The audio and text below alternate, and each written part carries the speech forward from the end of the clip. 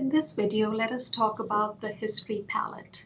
The History Palette is available to you like always, like all the other palettes, under Window and History. Let's go ahead and bring that up. And that's what your History Palette has, is all the different steps that you've taken, all the modifications that you've made. The last 20 steps will be listed in your History Palette, and this is your first original image that we started with. So you know that rasterizing, the type, all of that we did, the gradients, everything is in here, all freeform transformation.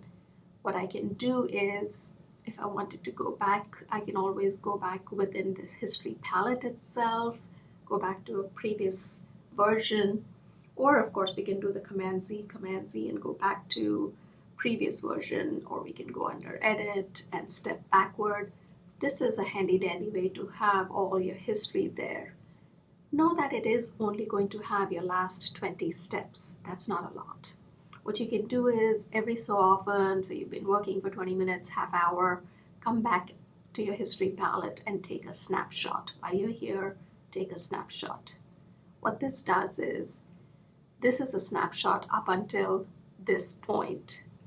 So you can go back to your original image, or you can go to this level, and so on. You can have several snapshots going. This will let you keep track of your work. The only thing you have to keep in mind is this is only going to work for you during that one session. Once you save and close your file, when you come back and open it, your snapshots are gone as your History Palette. You'll be starting afresh. So while it's a handy dandy tool to have, know that it is to ease your working in that particular session.